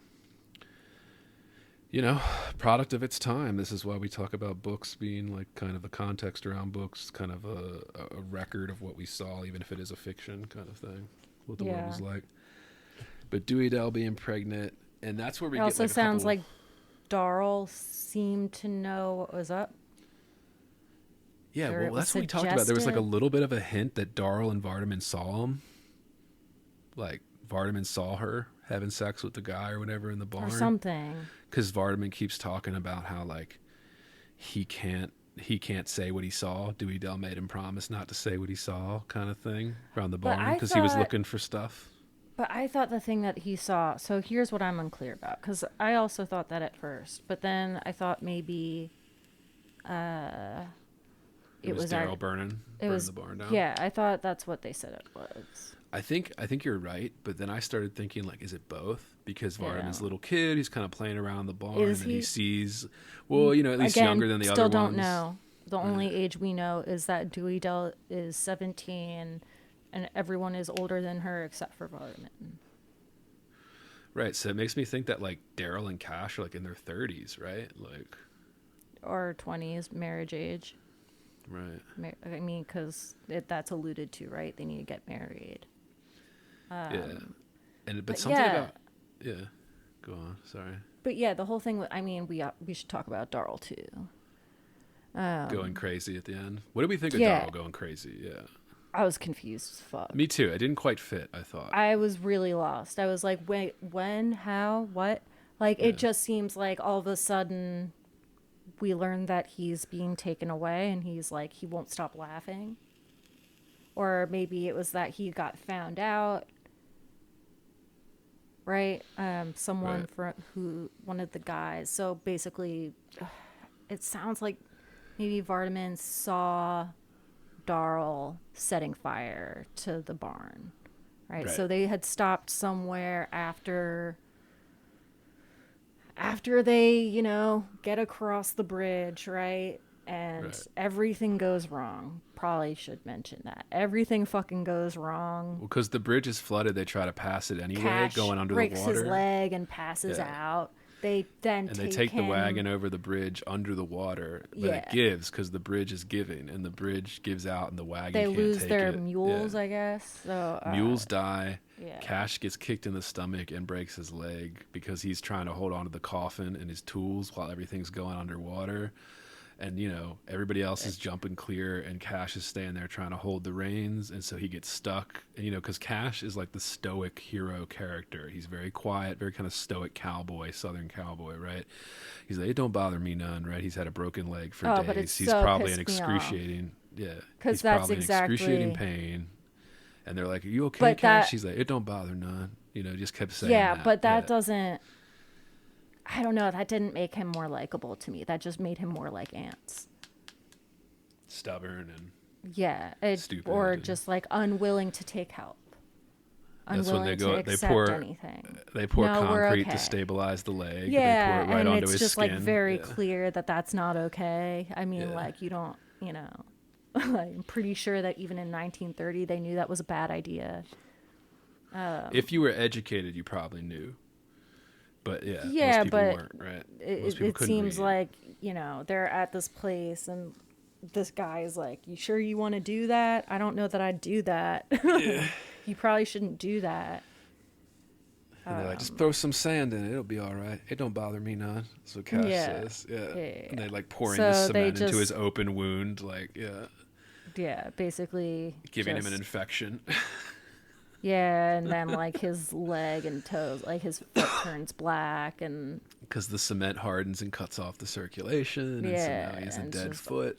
yeah, it's fucking gross. They break it off, and it rips off his skin, you know. And he's like, "Yeah, it's cool." It don't bother me none. Yeah, they won't take help. They won't take food from anybody. They're all like dropping weight. That's referred to a number of times. Yeah. Like they all look kind of gaunt.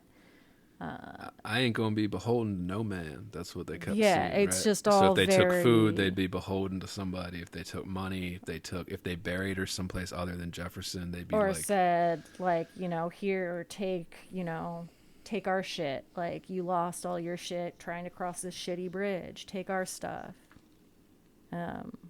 Take these horses. yeah, Borrow them. And he says no over and over again. So yeah, I don't know. What were we even talking about? Darl going crazy? I don't talking remember. about Dewey Dell's kind of emphasis at the end and the kind of breaking up of the family as we go along this traveling. Yeah, but we were route. mentioning Darl going crazy too, right? Like, and Right, how that was well, kind not- of strange. Didn't quite fit with everything else. So yeah, but like when they stop at this place and they're offered this other guy's team, as he says, which I assume just means like his mules, horses, whatever. and whatever else they Right. need to get to town. They say no, and I guess Vardaman sees Darl lighting the barn on fire. Yeah.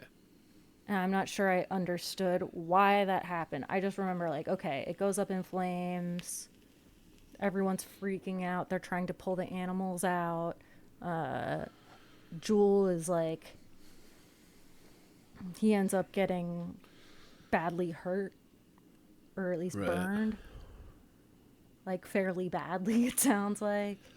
Because he goes in and tries to get the coffin that's also in there, too. Jewel literally runs out with the coffin. Like, he literally Yeah. like catches himself on fire to like save his Yeah. dead mother's body. And then after this moment, it sounds like maybe the people who, I don't remember, what are their names? Like McAllen or something? Or like Callan and something. Samson are the I don't know. It's like some neighbor's house on their way. Yeah, So it's like a it's- neighbor, but you know, in the rural South at that time, a neighbor is, 40 miles away or whatever, Sure. So So they don't see him it's- all the time, but they or know who like they are. someone whose name started with a G. Yeah, I know who you're I don't talking remember. about. But yeah, it was one of the sort of side people, right? Where they have been staying. Armstead or Sure, something. and they've been staying there, lights it on fire, and I guess someone learns that Darl did it. And what, they show up in town and take him away? Is that what happens? Because it was really unclear to me. Yeah. I'm I not don't saying know it was like either. unclear. I mean, like, I'm just not sure. It just didn't, I wasn't following at that point. But it does like make you inclined to like want to go back and see, like, is Darl just like going crazy through this whole thing? Like, is he like just beginning to lose his mind? Because he seems in a lot of ways like, to me, sort of like the reasonable one. Right. Yeah, like I said, I don't know if it quite fit. I'd have to read again, but this is one, listeners, where like if you read it again, like you pick up more each time, Yeah, so This I'd is be definitely curious one to you read want it to buy again. and reread every decade or so if you're a book person or you like I will Faulkner, say, and the you know. Norton is really good. It's not like it has extensive notes or anything through it. I was It's gonna not ask, constantly actually, pulling you yeah. out. No, it really, one of the only things that's noted throughout is reference to Bible verses. Right. The kind of allusion to And that's that. it.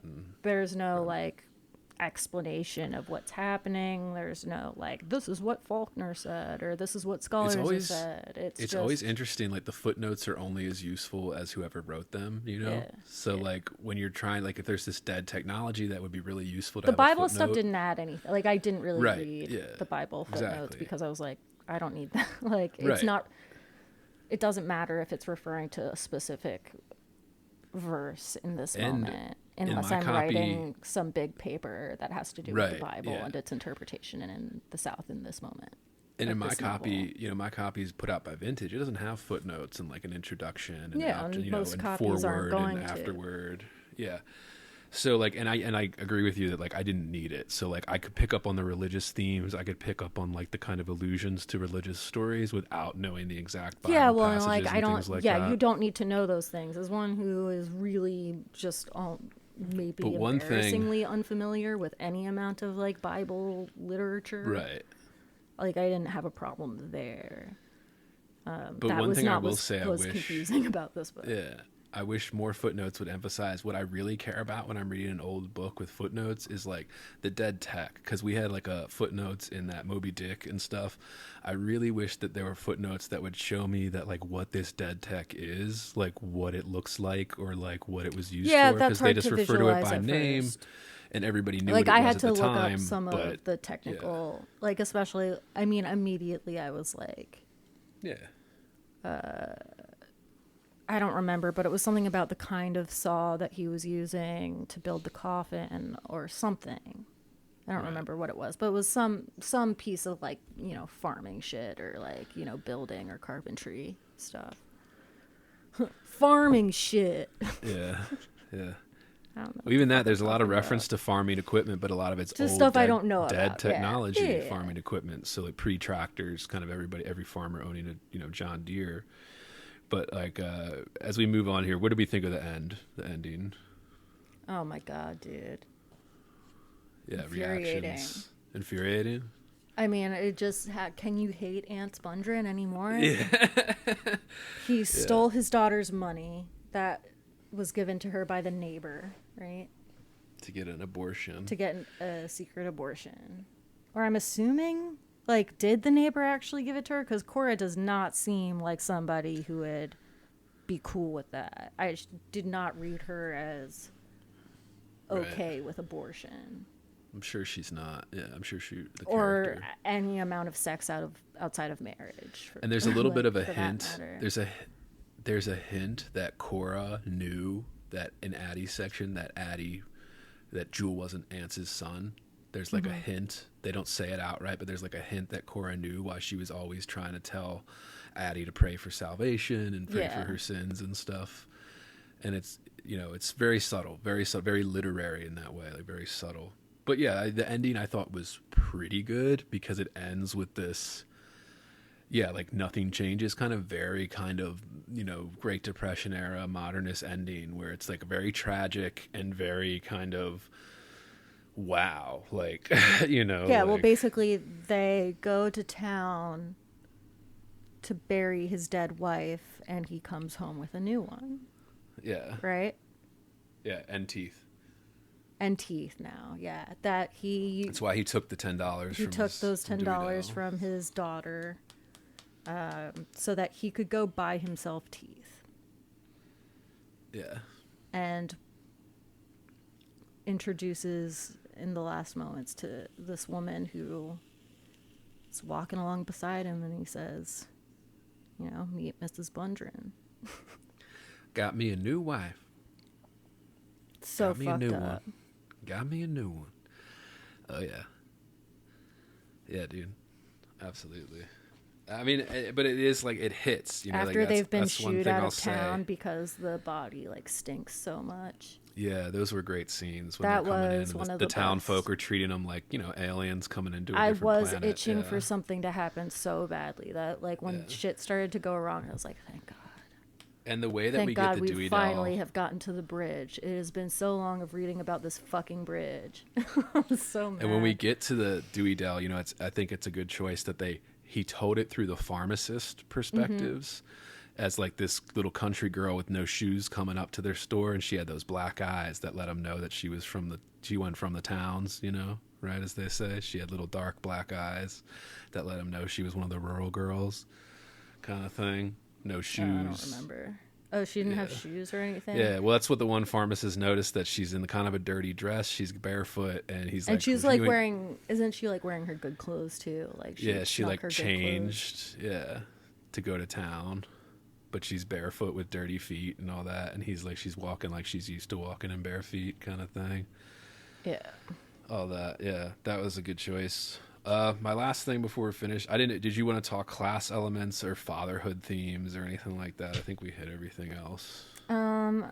Why is Jules' mother a horse? Right, I think that's Vardaman's way of knowing, right? Kind of. That Is Jewel, it? That I don't Jewel know. isn't I was so confused. like the rest of them. That Jewel's a little because different. Doesn't that come through Darryl first though? Probably. Darryl probably knows. Yeah. I don't know. Like, your mother's a horse, but who's your father, Jewel? And you just keep saying, God damn you. Right, yeah. But they all kind of know it, Yeah. There's And a that bunch kind of the fucked up fatherhood. shit. Yeah. We don't have to go too into it. But yeah, the class elements, I would say the best examples are that town scenes where they show the two different classes, people that live in town, have enough money to live in town, versus the people that live in the rural parts, all that. Fatherhood. Ants is a piece of shit. Like, kind of terrible father. All that. It's just like using his kids, basically. Right. As service. As labor.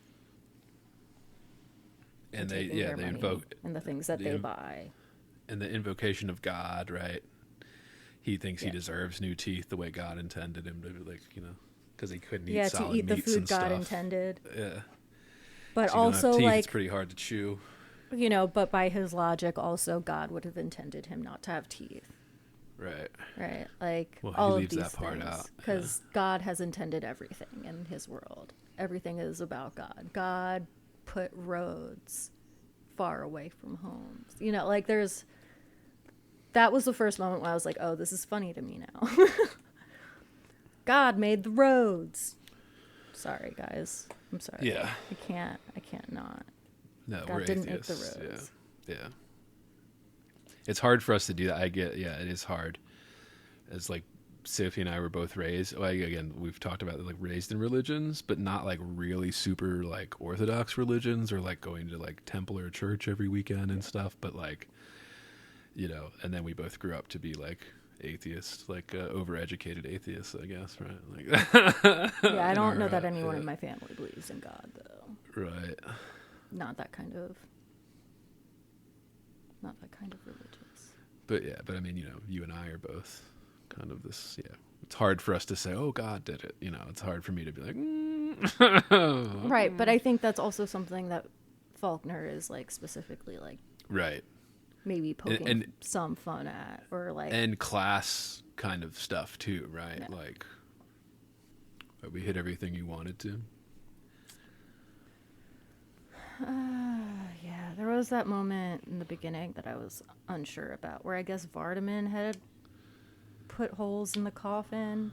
Right, he like secretly drills holes because he thinks his mom's a fish or whatever, and needs But to I didn't breathe. realize that. I was really confused, and I thought like, because they had just been talking about ants, I think, so I was like, did ants do this? It was one of those pronoun places where I was really confused, and it wasn't clarified until later. And like he had put the auger through her face. There were auger holes in her face. Right. Jesus, dude. And that was just like the first fuck up. But yeah, wild. Yeah. Yeah. Crazy. Good book though. I mean, I'd recommend it. Great You book, should buy really. it. I mean, Yeah. it's fucking sad. Yeah. I haven't watched the movie version, but I was surprised to learn there's only one film version of this, and guess who directed it? James Franco. Yeah, Franco directed, wrote, and stars, Yeah, I I'm think. aware. Yeah. I haven't watched it, but it makes me want to watch it now. Maybe I'll do a bonus. It makes so much listeners. sense to me Yeah. that there is only one adaptation, and it is his. I feel Yeah. like, I mean, it would be so hard. The thing think. that's what Hollywood always said, was that it was unfilmable. Like the way it's told, you'd have to rewrite the whole story to make it like a coherent film version of this. And you know, a lot of writers, I imagine would feel that as a kind film, of, it yeah. would look very different. It would Right, be and a lot of essentially writers- a different story in some ways. Is there a writer that would feel comfortable enough totally butchering Faulkner to make a coherent screen? You know, that would puts writers in a Yeah, weird James position. Franco. Yeah, Franco was willing to do it, but yeah, I don't remember how that was reviewed. It probably wasn't reviewed well. Couldn't have been Yeah. well, because like, I would have heard of it otherwise. yeah, I think we probably would have both seen would it. have. Yeah. But I might watch it now that we've read this and do a bonus, listeners. So subscribe, patreon.com/heavyboard, maybe. Yeah. All right, we good? You done? I think we hit everything. That's good. Oh, yeah. And soiled garments. Do we think? Are we gonna go there? Did Addie shit herself? Yeah, probably. Probably. Yeah. Well, So yeah, I don't think that's all. shit yourself in your deathbed, dude. I mean, hopefully, like, you know, if it happens before I'm put into any kind of burial space. Yeah, they'll usually. Well, that's why we embalm bodies. Yeah, we take all that out before. Jews don't. Oh, really? No, yeah. Like we just don't. Orthodox We don't. ones, or like? To my knowledge, we do not. Period. But I mean, like you people have that to have the funeral quickly. Like, right. I don't think in my family that's something that happens, but maybe it does. I don't know. I guess it would depend how strict you adhere to the Yeah, I really religious honestly doctrine. don't know. I really Because I don't know if there's state laws against that. Like you can't just bury like a unembalmed dead body somewhere. Yeah, I mean, I guess you fucking know. could, but it's not technically. I mean, there are legal, Jewish but- cemeteries. Yeah, okay. I guess there's like exceptions for that. Yeah, I don't know. I don't know enough about But it. yeah, I don't know either, actually. couldn't tell you. But like we also don't like view the body, like that's a thing. Right. Yeah. Huh. Did you ever watch that movie, The Vigil? Maybe. With about like that, like in Orthodox Judaism, you have to watch the body. You have to sit Shiva, but then there's somebody that like watches the body when nobody's there because you're not supposed to leave the body alone. Yeah. And then there's like, it's like a horror movie. I remember this, but I don't remember what happens or if I actually finished it. It's a decent movie. It's a decent little indie flick, kind of low budget indie horror movie. Decent. A lot of it's in, Yiddish or Hebrew or something. Like half the movie's in subtitles. I feel like I remember. It's about like, on TV. Yeah, like an Orthodox community in like a city, probably New York or, a vague city like that. And it's decent little horror indie flick. Made some noise, I think in like 2018, 2019 it came out. It was all right, yeah. But yeah, they don't talk about embalming bodies, so I don't know. But yeah. All right, that's it, listeners. This has been Heavy Board. See ya.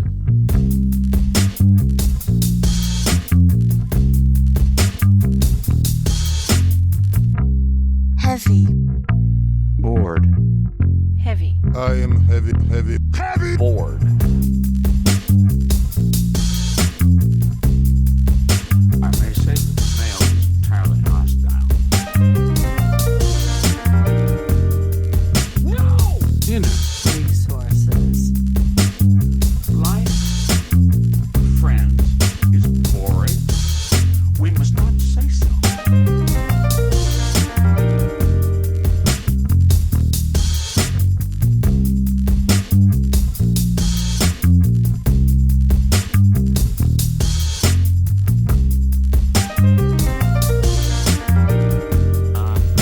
Are you radioactive now? Inner. Resources, American resources. Being bored? Some activities are intentional, right? It shows such a lack Heavy. of gratitude for life. Bored. I aspire to boredom, I Heavy. should say. Bored. Heavy. I am heavy. Bored. Has you the night sweats and the day sweats, pal? Pal, I do.